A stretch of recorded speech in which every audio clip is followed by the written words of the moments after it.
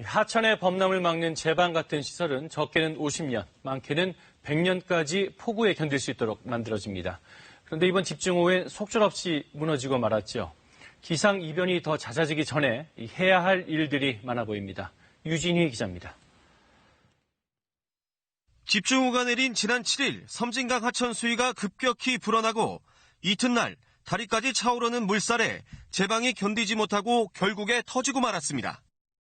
새벽 4시에 그 상황을 인지하고 6시부터 주민 대피령을 내리고 이틀 동안 최대 500mm의 기록적인 폭우가 쏟아진 전북 지역에서는 도로와 다리는 물론 하천을 중심으로 큰 피해가 났습니다.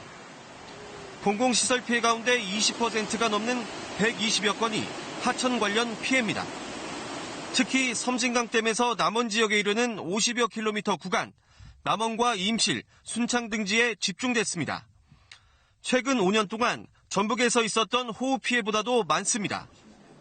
하천 범람과 홍수를 막으려 설치한 제방 같은 수방시설이 제 기능을 하지 못하고 있는 겁니다.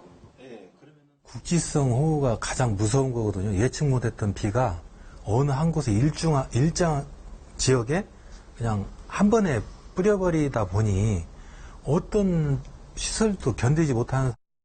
국가하천인 섬진강의 제방 설계 빈도는 100년.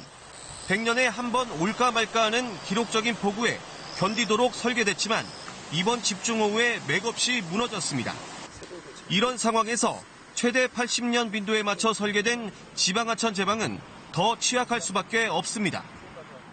보강하는 여러 가지 안전대책 사업들이 이루어지지 않으면 이런 악조건들이 그 안전장치 작동이 안 된 힘을 넘어서니까 이렇게 큰 재해가 일어나게 되는 거거든요. 더 늦기 전에 국지적 집중호우 같은 기상이변에 대비해 제방의 설계 빈도를 더 강화하고 취약한 하천 시설을 보강하는 등 시수 정책을 대대적으로 점검해야 할 시점에 와 있다는 게 전문가들의 대체적인 의견입니다. KBS 뉴스 유진입니다.